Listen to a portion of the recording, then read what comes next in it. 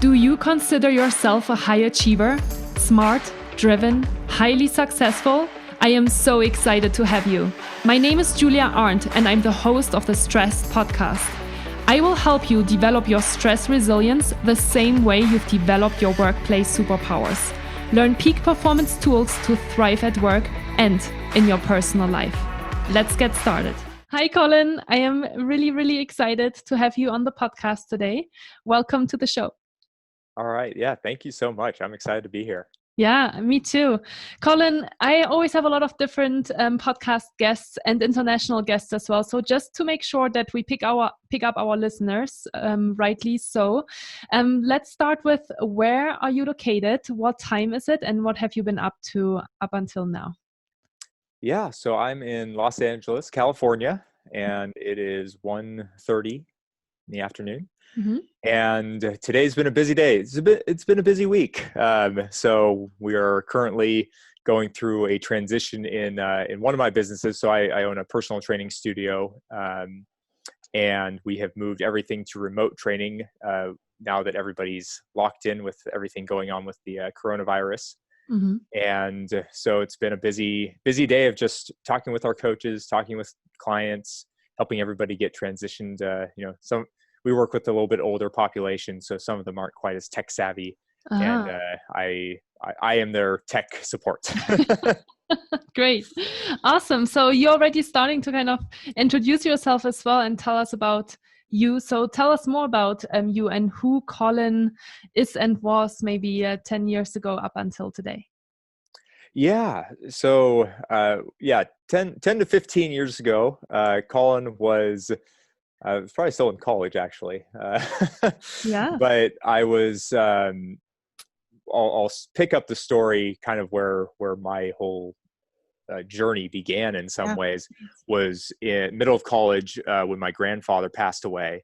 That was a turning point in my life. Before that, I've always been a pretty happy-go-lucky guy, but seeing his challenge with his health and fitness, and when he passed away, he had something like 20 some medications. I was given the task of clearing out his office, and I found this list of medications that he was on.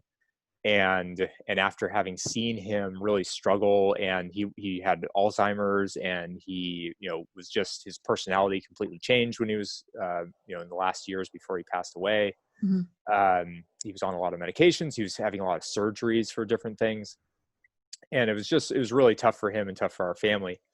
Mm-hmm. And so going through that led me into this feeling that, okay, what was the reason behind all of this? And I very, very much felt like fitness was the answer.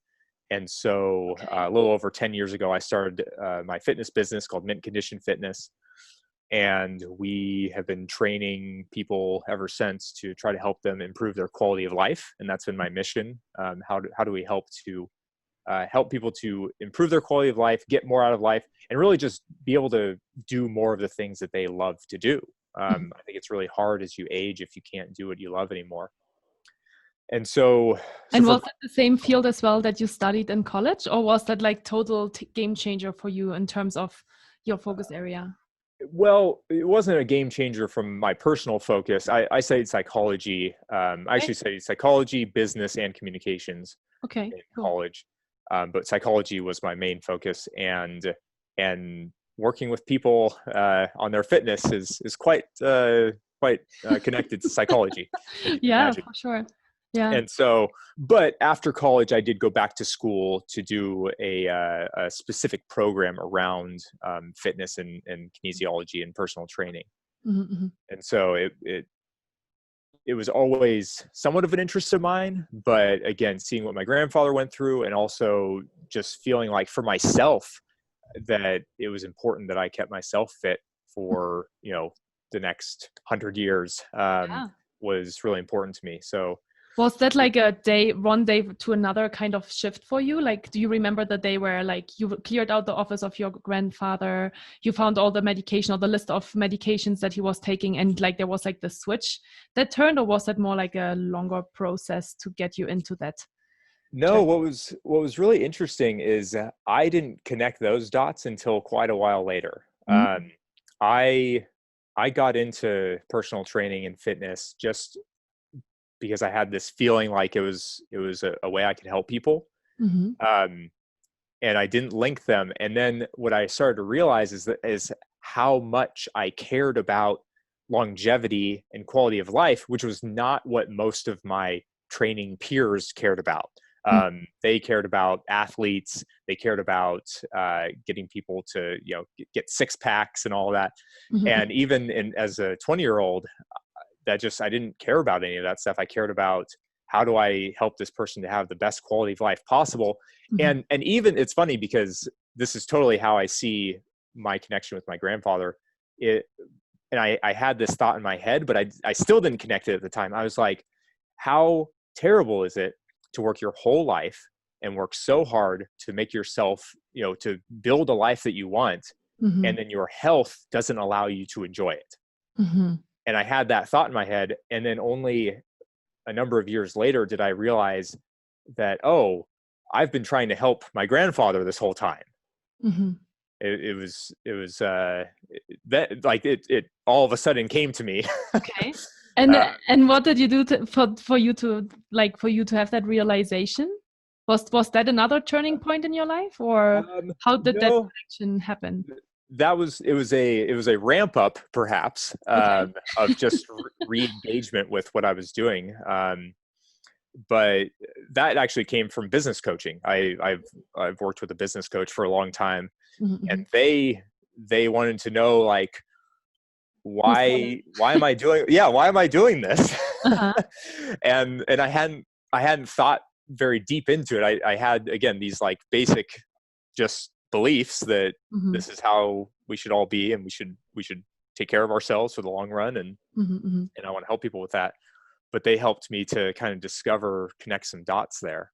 Mm-hmm. um, and what's interesting is really that comes full circle into what I'm doing now. I still manage the fitness company, but I also have my new company, which is Modern Happiness. Mm-hmm. And how much of that, what I do with that, is very much connected also to my grandfather, but also Okay. even more so to myself in Mm-hmm. terms of mental health and fitness. Mm-hmm. Okay. Tell us more about modern health. That sounds really Yeah, modern interesting. happiness, Modern happiness. Sorry, Yeah. modern happiness. So modern happiness came out of this idea that, well, so let me start. We'll rewind a little bit. Yeah. So I have this fitness company. I've had it for over 10 years. And for the last, I'd say 5 years, I felt like we were missing something. I was like, we're getting people physical results. We're helping people get out of pain, which is cool and really not Right. always easy to do.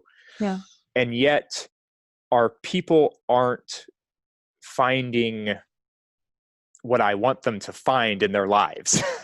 The reason I'm doing this is because I want them to find more fulfillment in their lives. I want them to be able to do more things that make them happy. Mm-hmm. And they're not necessarily doing that, right? They're not necessarily coming in and finding that they're able to. Oh, there's my. So your father-in-law Yeah. in the background. Very.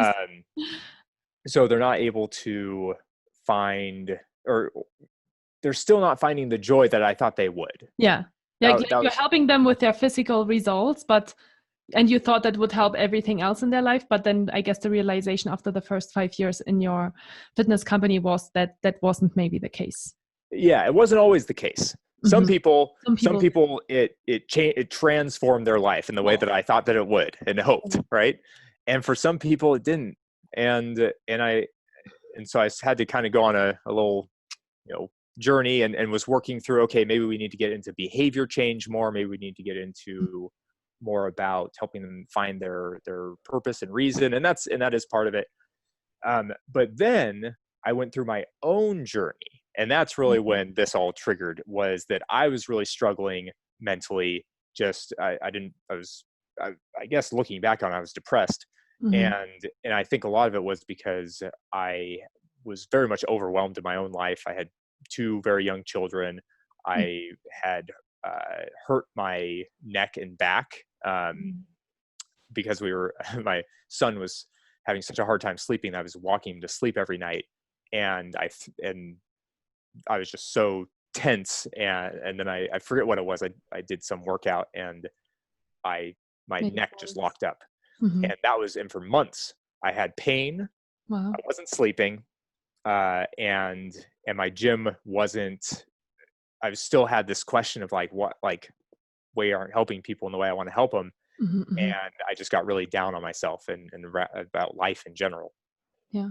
And so and then I met a coach. I met a life coach, and in talking to him, just really realized where my own mindset was not aligned with what I wanted out of life. And that took me on my own journey. And then that made me realize exactly what all of our clients are dealing with too, is that we're stuck with a mindset that isn't allowing us to be happy, because happiness is not something that that you can get. It's something that's available now, and you have to be in the right place to allow yourself to be happy. And that totally shifted the way I saw things, and totally made me better understand where some of our clients were stuck. And so Modern Happiness was born. I call it Modern Happiness because I like to help people see that they don't need to completely change their life. Sometimes I think about happiness or some of these books, and you think you have to go like join a commune, or you need to like give away all your possessions, or that you have to make you need this to become radical spiritual. I feel like a lot of people connect nowadays happiness with sitting in a yoga position or meditating all day long in order to reach that point of happiness, right? It's funny because I just put together a couple of decks lately, because I'm giving these workshops on COVID-19 and how to navigate ambiguity and how to be more productive at work. And I was looking for an image on Google Images on relaxation. Like I was looking for like a relaxation silhouette, and you literally put in relaxation and you see like the yogi, figurine that sits in a cross-legged position with its hand folded in front of their hearts. And I'm always really mindful to not use these images, because I want to include everyone, even if they are not into yoga or meditation. But it's funny how we are so, what's the right word? We are so like linked now to relaxation equals yoga and meditation. It's really interesting. Right. Yeah. And if that's not what your current life is, and maybe you aren't into it, then you're like, well, I guess it's not for me. And yeah, so that idea of like your life now, your current life, you can be happy without actually changing anything. You just your mindset. Yeah, exactly. And you can be happy. Now, once you change your mindset, you may realize that certain parts of your life don't align anymore, and then change may happen. But you don't have to. The change isn't what's going to get you there. Getting a different job or giving away everything or whatever. Moving into a tiny home. There's so many things that you can do. There's lots of directions you can go with it, but none of it matters until you get the right mindset, and then you're just happy with what you have. And so what does Modern Happiness do exactly? Are you a life coaching company now, or are you supporting your clients that you acquire in the gym also for more like the mental aspect, or what is kind of the idea behind the company? Yeah, so the company has a few different pieces to it. Part is just private mindset coaching. So just working one-on-one with people, helping them to work through their own barriers, working through their own limiting beliefs. That's we all have them, and we all need to move past them. That's a big part of it. I also have an online course that I developed called the Happiness Blueprint, basically outlining some of the key points and kind of a shift in the way you think about things to help people move towards happiness. And then the third layer is definitely wrapping it into what we do at Mint. So bringing it in and working with some of our clients. And that's actually something that I'm working on right now is I will have conversations with clients, but I want to make it something that is just an essential part of when you join our gym or our personal training studio, you're going to get this guidance as well. That's awesome. And we have it in there a little bit. We have it in all of our evaluations. anytime somebody comes in, we talk to them about some of this stuff, but there's no journey that we take them on to ensure that they're moving In closer the right to direction, this. both Yeah, physically and exactly. mentally. Yep. So that's kind of in the future as I learn more through my own private coaching, as I learn more from the feedback I get from my courses, Mm-hmm. then I'm able to build out what this journey will look like. Mm-hmm. Very cool. And we were both actually really excited to record this podcast today, because when we initially thought about the podcast topic, you said, let's talk about fear. And I was like, yeah, that's a really cool topic. Let's talk about fear. And then COVID-19 happened over the last 4 weeks. And here we are, you in your home and with your parents-in-law in LA, because we are all sheltering in place and working from home. And yeah, I'm really excited to talk with you about the topic today. And the first question maybe to dive into that topic is, how have you learned to manage your own fear? Good question. Well, I think the biggest shift that I've made in terms of managing fear is to better understand what fear is, and that it is just any fear you have is linked to an outcome you want. And in a lot of the work that I've done personally, most of my own journey was letting go of ego, and we can dive in deeper into that. I know you talk to your clients about that. Yeah. But that and ego is, a simple way to think of ego is just like things that you think are valuable, that give you value, right? If I have a nice house, then I have value. And you start to realize when you let go of all that value is innate. You have value regardless of what you have, what you do, what you think, anything. You're good. You don't need any of that stuff. Interesting way to think about ego. You define it as like how valuable you see certain things to be.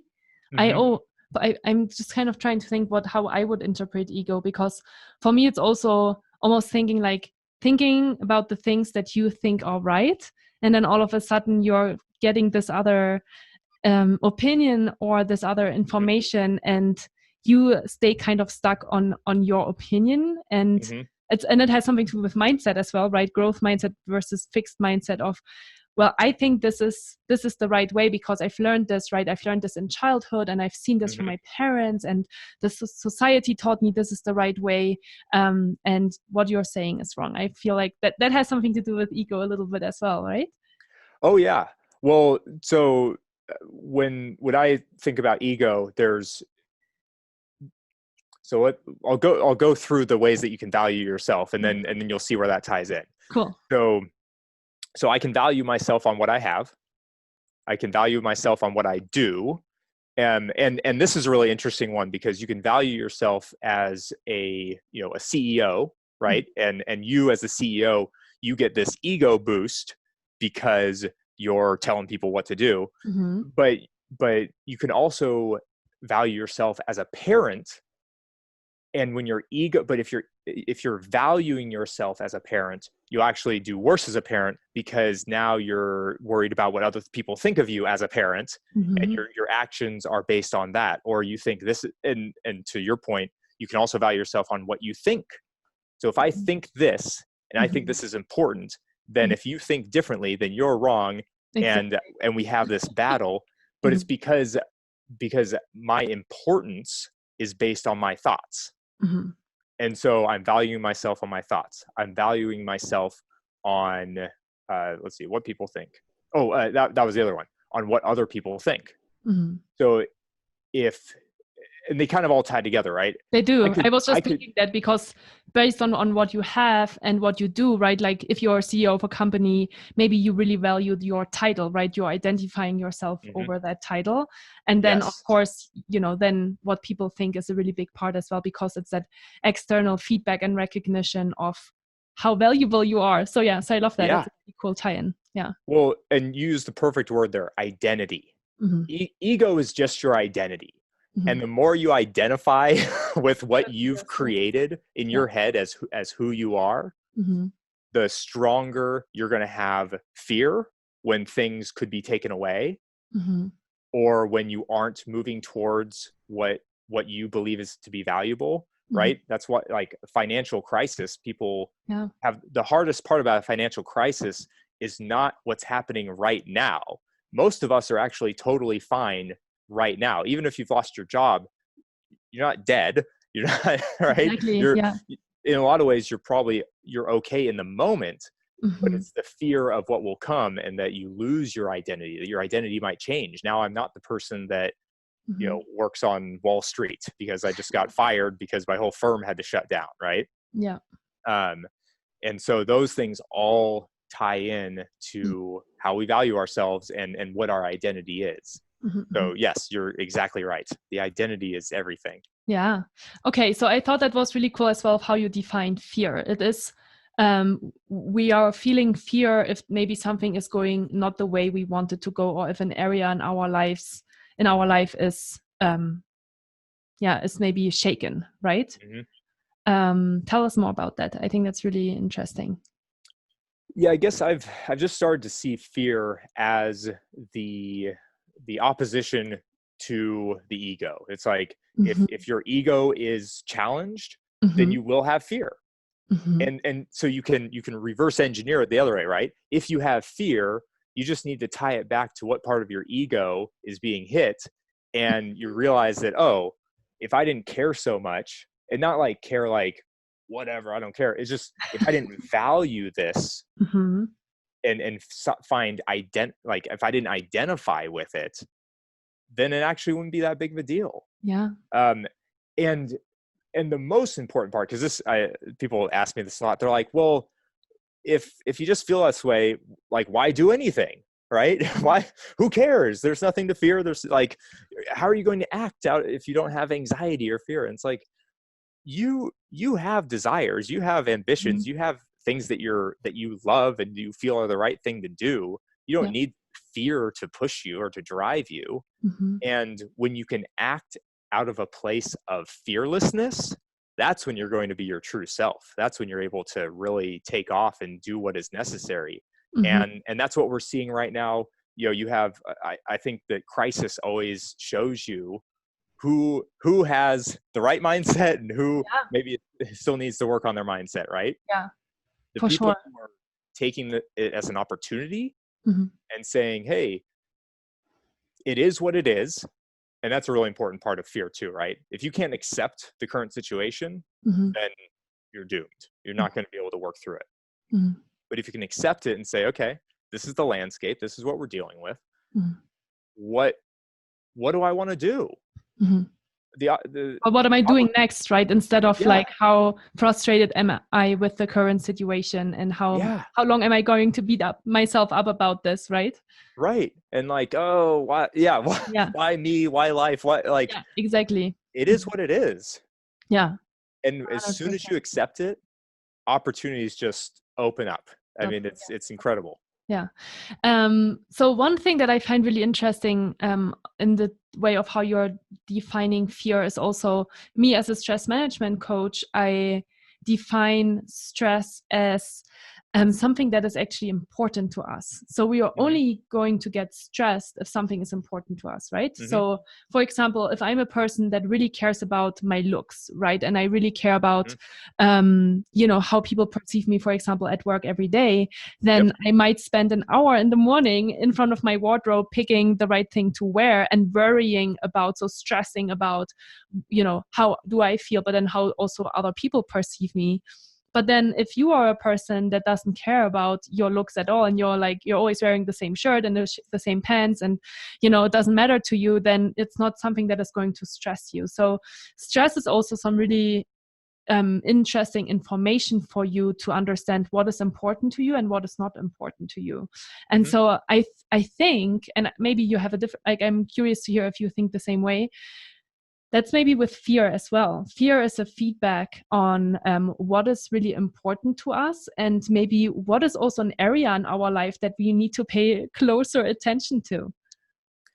Yes. But I think we're going to be talking about the same thing here, but we'll clarify. So totally, stress and fear are very much linked to what you care about and what's important to you. Mm-hmm.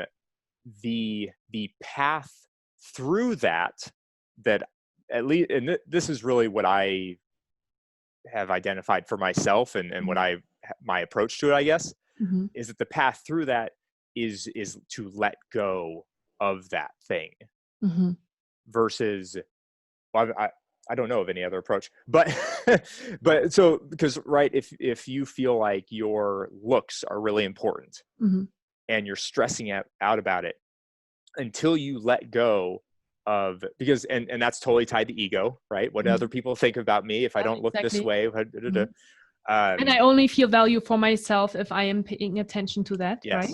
Yes. Mm-hmm. And we see this a ton, when you talked about identity, we see this a ton in the fitness industry, because as people age, and for women it's looks, and for men it's ability. Mm-hmm. As people age, they lose the thing that they used to feel most valuable, or they used to identify with most, right? Mm-hmm. Women, when they're young, they identify with their beauty, and they get older and they lose that. And that can be a really hard thing to work through. Mm-hmm. For men, and this isn't always, but it's more, we see it much more commonly. For men, it's more, they were the athlete, they were they were able to get up on the ladder and fix something, right? How many stories do we know about, older men getting up on ladders and hurting themselves because they aren't going to call somebody to do it for them? Mm-hmm. And so we hold on to these things that we identify with, and we're like, this is what's important to me. Mm-hmm. But the sooner you can let go of that, right? I mean, you don't want to wait till you're 50 to let go of this stuff. If you can let go, the earlier you can let go of it and realize that what you look like and what you're capable of, physically doing or whatever, doesn't matter at all. Mm-hmm. It has no bearing on your identity. It has no bearing on your value. It just is a thing. And most of the time, it's completely out of your control anyway. Mm-hmm. You aren't special because you just were born with the right genes and now you can jump higher than somebody else. Mm-hmm. They can do other stuff that you can't do because they had those genes. You're equal. You each can do things. That's cool. Do like, be, it's okay to be excited about what you can do, but to value it is where people go wrong. How much do you identify with? And I'm sure, like, now everybody's listening and it's like, okay, like, Colin, you're saying to just let go. How, like, you say that it's a very simple thing to say, but it's so hard to do. So what do you say to people when they ask you how to let go of things? Oh, that's such a good question. So this is really what my happiness blueprint course is all about. Mm-hmm. So we'll pare it down to some of the essentials. Mm-hmm.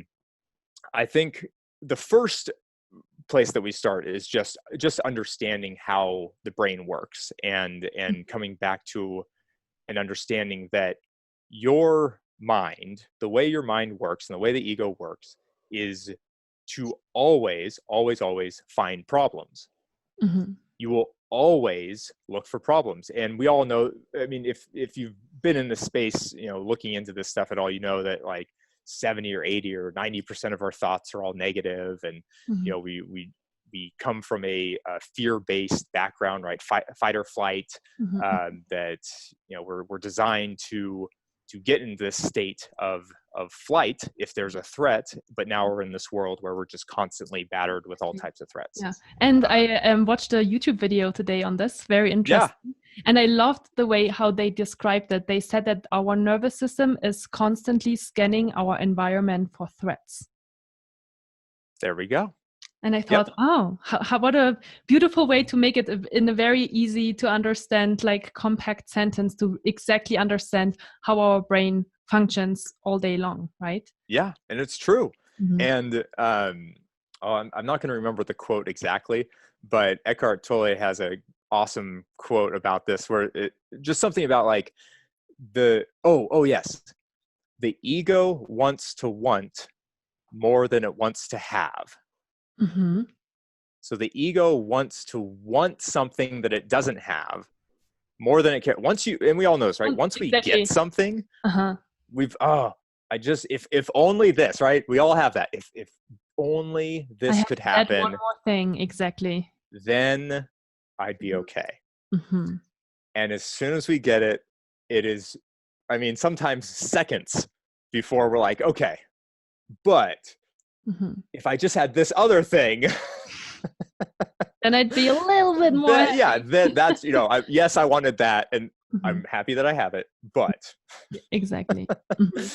So I think it's a good place to start with letting go is first just understanding like that why do we want it? that the current process is doomed to fail. There's a worksheet that I have in my course. It's called the happiness gauntlet. And gauntlet, you have to run through, and you're getting hit on all sides, or it's a series of tests, or there's different ways to look at it. But the test that I put people through is, okay, if you think about all the things that need to go, that like, I want this to happen, I want this and this to happen. You can talk about it in terms of your life, you can talk about it in terms of your day, whatever it is. We all have this list, and then we have a list, probably a really long list, of what I don't want to happen. I don't want, and right now, with the COVID crisis, everything that people don't want to have happen is all happening. And so there's a lot of fear. But if you start to look at what the likelihood is, and I did statistics in college as well, so I love statistics. I'm a sports person too. So, but if you look at like the probability, your probability of being happy, if you define, as soon as you start to define what is needed or needs to not happen for you to be happy, you're done. You're not going to be happy. It won't happen. It's impossible, because the likelihood of any of these things happening, they all could happen, but the probability that they're all going to happen is very unlikely. Maybe a few days, but then you add on top of that none of these things can happen either. It's over. You can't be happy. And so if we can shift to understanding that, okay, the way that our brain currently processes happiness is wrong. It's a losing formula, that our expectation around how happiness works is not the right one. Then we have to come at it from a different perspective.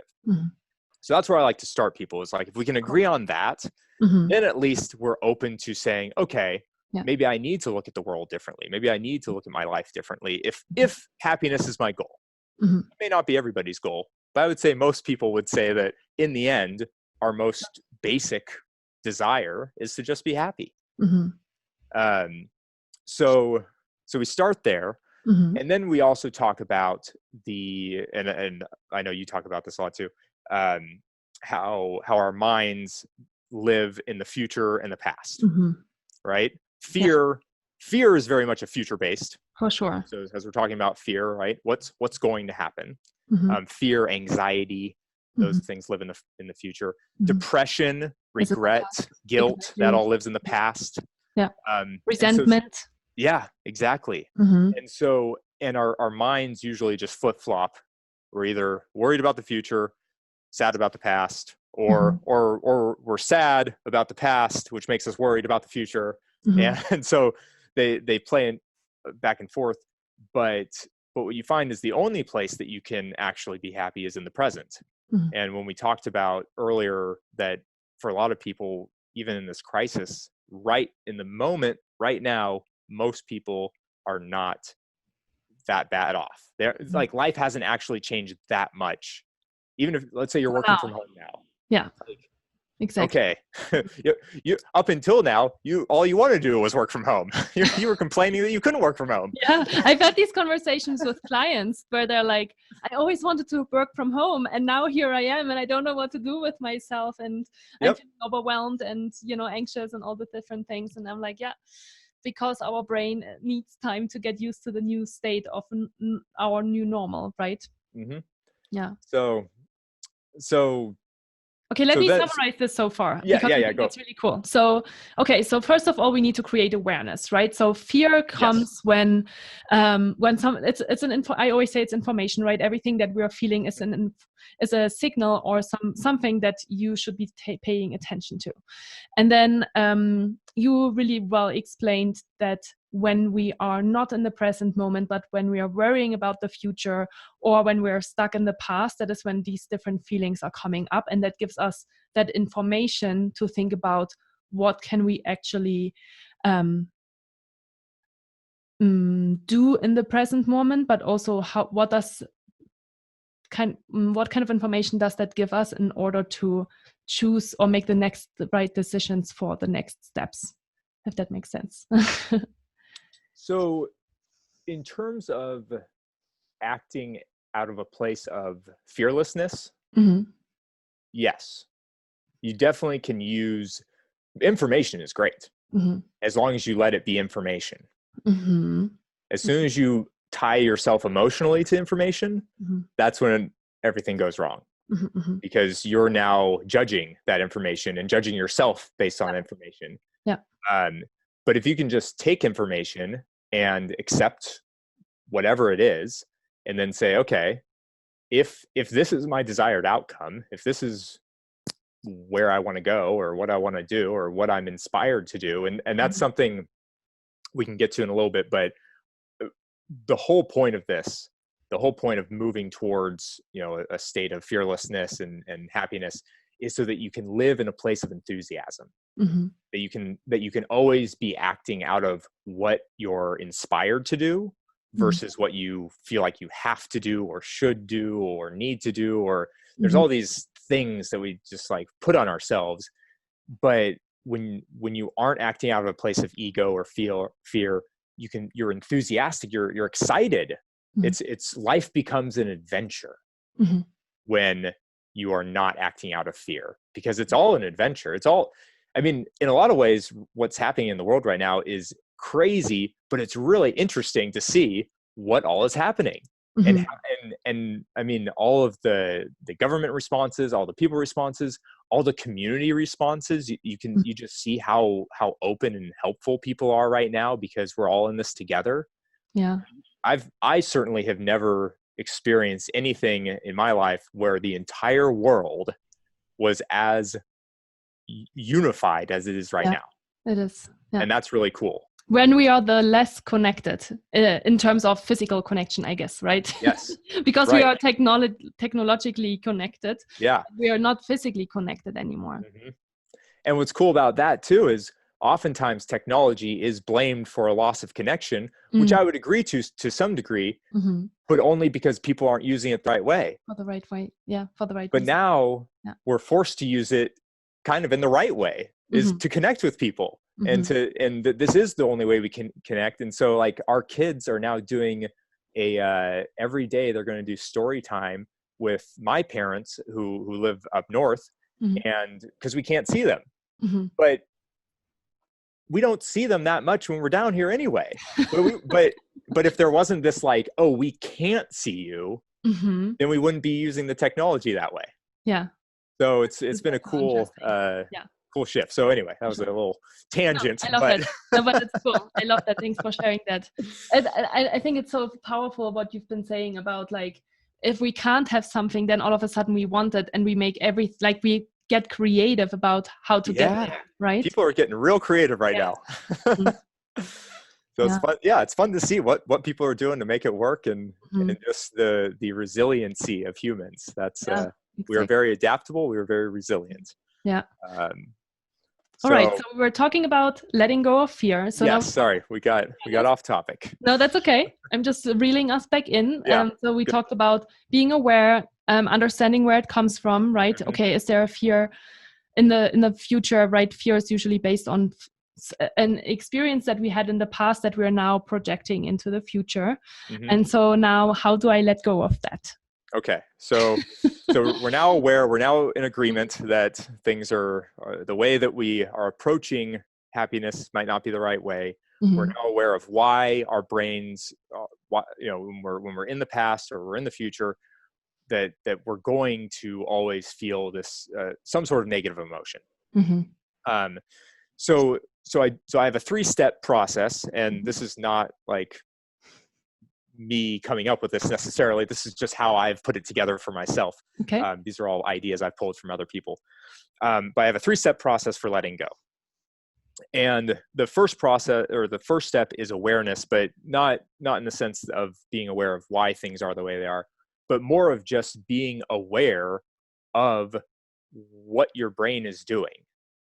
that as soon as you can turn your, what could be called consciousness, right? As soon as so when you're thinking, you're listening to your thoughts. So the part of you that's listening can not stop listening, but basically say, look at those thoughts. Those are interesting thoughts. I'm not sure where those are coming from. and it's really funny because as soon as you start listening, you start realizing how sometimes crazy your thoughts are. Mm-hmm. You realize how contradictory they are. You'll have one thought one minute, one thought the next minute, Mm-hmm. and they don't align at all. Mm-hmm. And so it's just throughout the day being aware of like, oh, my mind is being loud right now. Mm-hmm. And one of my favorite things to do, so I have named my brain or my mind. I like having people name their minds, because then then it's kind of funny, and it's also it gives you distance from it. Mm-hmm. Mm-hmm. So I've named mine Sherlock. Okay. And so my brain, so whenever the chatter starts, that's Sherlock. And because Sherlock wants to solve problems, and Mm-hmm. that's what our minds are. Like you said, we're always scanning. Our nervous system's always scanning, Mm-hmm. and it sees a problem, and it's like, okay, how do I fix the problem? Mm-hmm. And so the first step is just being aware, like, okay, I see this. Mm-hmm. I know that it's happening. Mm-hmm. Step 2 is meditation. Mm-hmm. Meditation to me is one of the most impactful things that I've ever introduced into my life. And what's been interesting for me personally is that I was always somebody who hated meditation and never felt like it was for me. I felt like it didn't work. I wasn't good at it. Mm-hmm. Anytime I started trying to meditate, for any period of time, I do it for a week or a month. I did it for a whole month straight once. And I was like, nope, I'm done. It did not become a habit. Yeah. It only became a habit when I stopped projecting my own ego onto it. That's honestly what it was. Mm-hmm. I used to feel like if I can't get my brain to be quiet, then I have failed at this, and I'm not going to keep doing something that I'm not good at. That you're failing all the time. Yeah. Mm-hmm. And then I realized that meditation is simply just taking time to work on awareness. Mm-hmm. It's just saying, okay, I'm going to take 10 minutes from my day to sit here and watch my brain. And if it starts talking, I'm going to try to watch it and not engage with it, not go down the rabbit hole. Mm-hmm. Just sit here and watch, and then maybe watch my breath, and then maybe listen to the bird outside, and try to just be aware of what's around me. Mm-hmm. And if my brain starts talking, that's okay. That's part of it. It's a practice. Mm-hmm. And it's and practice is a really important way to think of meditation. Mm-hmm. Meditation is practice. Mm-hmm. You are practicing being aware of what's happening in your brain. Mm-hmm. Because step 3 is the game. And the game is your real life, everyday situations. And if you can take what you've learned from meditation, and so the classic example is the slow driver. Mm-hmm. You're behind the slow driver. You're late for a meeting. There's nothing you can do. Even better is traffic, because you really can't do anything in traffic, but you can just get so worked up, right? Mm-hmm. And it's, can you take that separation? So when we talk about meditation, there's like a 3-step process in every action you take and every thought you have. There's always a stimulus and then a response. So I'm in traffic and my response is anger. Mm-hmm. Meditation widens the gap between those two things. So if I can create space, I can choose my response. Mm-hmm. Most of us go stimulus, boom, boom. And it doesn't even feel like there's a gap, right? It's just like traffic, ah. Mm-hmm. But when you start to meditate and you watch your thoughts, you can see traffic happen. You can see the thought come in of, oh boy, this is like, I'm going to be late. Yeah. But you see the thought, you don't engage with the thought. And now you say, okay, that's true. Is there anything I can do about it? Mm-hmm. No? Then I will choose to not engage with this thought, engage with this feeling, because it's not helping me. It's not productive. And so step 3 is putting it into practice, and step 3 is hard. I'm not gonna lie. Step 2 is not easy, really. I mean, meditation it takes daily practice to get good at it. Yeah. So that's Oh no, finish your sentence first. Well, you can go for it, because I'll keep yammering. Cool. So I think that's interesting, because you said that meditation already is really difficult. And I thought it was really interesting that you said that is only the second step. You basically practice meditation to then apply it into your reality and into your day-to-day life, right? That's why we are actually practicing meditation, and why so many people practice meditation today. I actually love that explanation, because it's not about sitting down for once a day for 20 minutes or an hour to meditate. It's about how we then apply it in life. And we should just be meditating in the first place to learn what that process, I guess, is looking like. Yeah. I mean, and it's, once you go through it, right? Before, when I was trying to meditate and not very good at it, this is not my approach at all. And it was very much like a something to check off. Like, okay, I need to meditate today because it's good for me. I meditate. Did you see like a therapist, if I may ask, like when you felt like you were in that depressed state, and then they recommended you meditation? Or do you remember how that happened? So being in the health and fitness industry, I've known about meditation forever. Yeah. Tried to apply it in my own life lots and lots of times. When I was in that depressed state, it was really that life coach that I met that he brought it up again. Still, I kind of did it. But then he actually said something that also helped me to get my mind around it in a different way, which was, he talked about it in terms of setting yourself up for every interaction you're going to have the rest of the day. And so he was like, whatever your goal, right? Let's say that you do want to get a promotion at work. That's an easy one to think about. Well, you're only getting a promotion if you are in a good mental space in all of your interactions with coworkers, bosses, your people that maybe work for you. You need to be able to handle those relationships and those interactions at a very high level in a very clear space.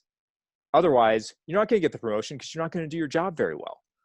Well, when he talked about meditation as a way to put yourself in the right space, that registered for me, because I own a business. Because you're like, yes, that's what I want, so this is what I need to do. Yeah, exactly. And so then I started doing it more from that perspective. But then just in my continued journey, I learned more about this idea of using this practice and using what you've learned from meditation in your daily life. And that was just a whole different shift too, because now it wasn't only specific to one like goal that I had. It was to everything. Every moment of every day is an opportunity to let go. And that's really what stage 3 is, letting go, right? When it's that choice. It's stimulus, thought comes in, and I let go of whatever that thing is that's making, why does traffic make you angry? Well, because I might be late and then I won't get the promotion. Well, you actually have to let go of that. You have to let go of whatever it is that you're tied to and come to the response of acceptance and what is the best thing I can do right now. Right? Maybe I can jump on a call right now, right? Yeah. I'm stuck in traffic. I had a call that I was going to have later today. Why don't I just do it now? Now your mind can start clarifying things, and you aren't bogged down by, slamming on the horn. And it is the growth mindset of like, okay, here's the challenge and I'm making an opportunity out of it, instead of getting just frustrated and staying stuck into, I can't change the situation and it makes me so angry. Right. Yeah. Yeah. Exactly. Yeah. Opportunities are everywhere when you act out, when you are no longer controlled by fear, occupied by the other negative feelings. Yeah, absolutely. Yeah. And I want to say something about meditation, and I do say that a lot because I am not a person who is sitting down to meditate, I would say, in the classical sense, right? I'm not sitting down, I'm not closing my eyes and like observing my thoughts. I want to be really clear to the listeners that there's a lot of different ways, in my opinion, where you can meditate and practice that. My daily practice that I am like super religious about is my journaling practice, because what do I do when I journal? I am observing my thoughts. I am writing down what my thoughts are, and I'm learning, you know, how do I feel today? How do I feel tomorrow? How do I feel the next day? And I understand that everything is just kind of an ebb and flow of situations and experiences, and I don't have to get stuck to one event or the other, because life is just about the ups and downs, and everything will be okay in the end, you know. For some people, and I still count myself in that a little bit as well, I love going outside on nature walks. That's also my walking meditation, right? Yeah. I'm disconnecting from my devices. I'm starting to pay attention to the sounds of the nature, and, you know, the sounds of maybe my shoes on the ground in the forest, and these kind of things could also be a way of how to meditate. So I really want to encourage people as well that meditation and meditation practice doesn't mean you have to sit down if you feel like this is something that is extremely difficult for you. There are other ways you can do it, or other ways how you can get to then being maybe more patient with yourself to then eventually sit down and meditate as well, which now sometimes I do as well. Or if I have like, if I'm having difficulty falling asleep, I'm doing a sleeping meditation, you know? So I think it's really important that we find our own flexibility in how we are implementing this or practicing this. Yeah, I like that. Because in the end, it's all about, are you able to separate from your thought, like see your thoughts, right? So like for you journaling, you're able to see your thoughts as something outside of yourself in a way, right? Exactly. You're like, oh, that day I was thinking this, and this day I'm thinking this, and you just start to see that they're not you, that they're not like tied to like who you are as a person. They just, the thoughts just come and go, and sometimes they're crazy and sometimes they're not, but it's what you said as well, in like what you realized in one moment you had this question, and just like 30 seconds later you have that thought on your mind, and there's not really any connection to both of these thoughts, you know? Yes. Yeah, just creating the gap. That's whatever creates the gap. Nature's great too. Nature has a lot of very, you know, just positive effects all around. So yeah. Also, do you call it the gap? I call it the room for judgment. So, you know, how do you judge the situation? And I also make the difference. I talk about this in my course too, where I'm talking about reactivity versus response. So reactivity is when you don't, if you don't leave any room for judgment, and you're just starting to be angry and honking your horn at the slow driver in front of you. And response is when you're actually taking that minute and that gap in order to reflect on, okay, what is coming up in my body and brain, right? Because sometimes we might have even just a physical response at first before we're having this thought that is coming up that makes us feel very annoyed about something. And then I can respond accordingly to what I have learned in my meditation practice or wherever. Yes. Love it. Cool. So I think this is actually a nice summary and a nice ending of our conversation today for the main part of the podcast. And I just want to highlight, because we are in COVID-19 at the moment, and because we are challenged with new situations that we haven't been needing to deal with before in our lives, I think this is a wonderful way to explain why are we afraid, and what is fear doing to us, and how can we steer against it and create an opportunity out of the challenge that we have at the moment. And I feel like we could talk about this forever, Colin. I feel like we are both a great topic. out about this at the moment, because I'm thinking we could talk about growth mindset and fixed mindset, which you said that you're having mindset strategy sessions with your clients. Maybe I'll just invite you to another podcast in the future, and we'll talk more specifically about another topic. I think that would be really interesting. That would be. Okay, I always have a few questions at the end of each podcast that I want to start to get into now. And the first question is, what are you most grateful for? Yes. I would say right now, I'm certainly most grateful to just be with my family. I know that for some people that they are either not able to be with their family for travel reasons or because they're sick. You know, so in a lot of areas, if you get if you come down with the coronavirus, you need to be quarantined and you can't see anybody. And for us to just all be here together, and even though I've been working a lot more than I probably normally would, just hearing the kids in the background and being able to be with my wife and even her parents, it's been very much it's been fun, all of us together bonding over what's going on. So being with the family. Cool. And if you would need to share 3 wisdoms of life with the people that are listening right now that have really helped you propel yourself forward, what would they be? Yes. So I would say the first one, this is also from Eckhart Tolle, but he says that you are never upset for the reason you think. And that's something that I constantly come back to. If I ever get upset, I try to first have that thought, and then that helps to redirect me to looking at, okay, why am I really upset, right? What part of my ego is being rubbed the wrong way here? Because it's true. Whatever it is that you think you're upset about, that's not actually the issue. It's just because you've been pulled either into the future or the past, or all the things we talked about today. Yeah, I love that. That's the second one, which I love this. This was on a card that my parents gave me when I first started the gym, and it's a Zen saying, and it said, "Leap, and the net will appear."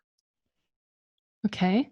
And I feel like that's perfect for this climate that we're in right now, because people are going to have to take risks. There are opportunities, but you have to be willing to take a risk sometimes. But what certainly I've found with everything I've done, and I think most people find, is that when you give your all to something, when you leap, right? When you stand on the edge of that cliff and you leap and you actually commit all in, it happens. You make it happen. You will find a way. Yeah. If one door closes, others will always open, right? That's right. Yeah. And you just have to, what you can't do is second guess. As soon as you start doubting yourself, that's when those doors close on you, because you didn't walk through them. Yeah. And so you're stuck in the hallway. And then the third one, let's see. This is, I don't know if this is timely necessarily. I was trying to think of things that might be timely, but this is one that I think is really great for when you're working through conflict or just life with other people. And we're probably all around people that we aren't used to being around as much as we are right now, right? Even if it's your kids who are in school and now they're out of school and now you're with them all day, every day. Something I try to reflect on is that if you were them, you would do the same thing. And that's always true every time, because if you had every life experience that somebody else has had, you would act exactly how they act. And if you can recognize that and appreciate that, then nothing is personal. Nothing that they do is personal to you, and nothing that they do is even personal to them. Like people are very much a product of where they came from. It doesn't mean they don't have any control over it, but it does mean that where they are presently is because of what they've learned. And it's a level of acceptance of them as they are.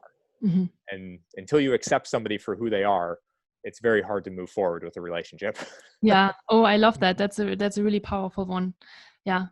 Because I always think that we always believe that people do something out of evil. And if we start to learn that they just act with the information that they have, no matter what that is, right? Yeah. Then we learn that we are not taking it not seriously, not personally, and that we are kind of acting more out of curiosity and understanding their perspective instead of being like, why are you acting the way you're doing, or what have you been doing? So yeah. That's such a good word, curiosity. Yeah, I love that too. you know that you're in the right mindset Mhm. when you come from a place of curiosity. Yeah, That's such a exactly. good like Yeah. test.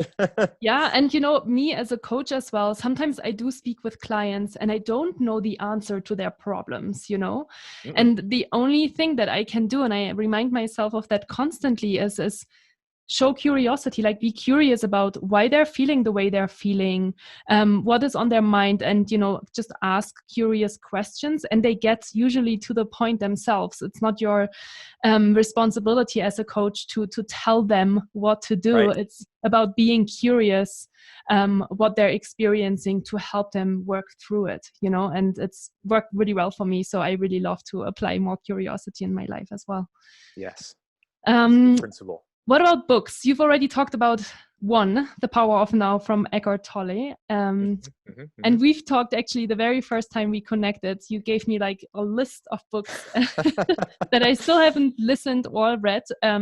But maybe one or two more other recommendations from you that maybe have really changed your life or that you found really valuable. Yeah, I do like books. Books have been very impactful for me, Mm-hmm. and so I'll give you three. Okay. I'll limit it to three. Okay. The first one that I just have to recommend, and it's funny because this is not a new book, but I didn't know about it until maybe a year ago, and it's became like one of my favorite books, is The Tao of Pooh.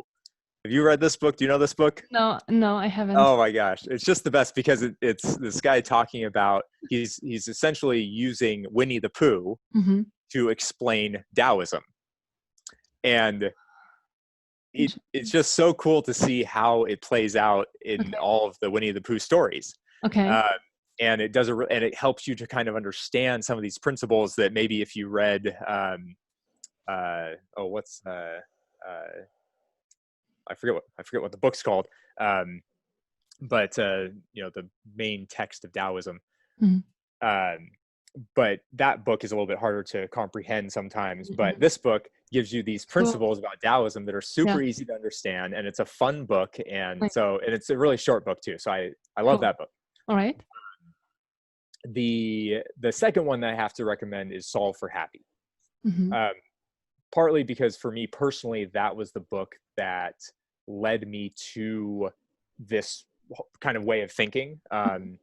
He does a really good job of taking an analytical perspective to things that might be more like that are in more of the spiritual space. You know, Eckhart Tolle sometimes can get pretty out there.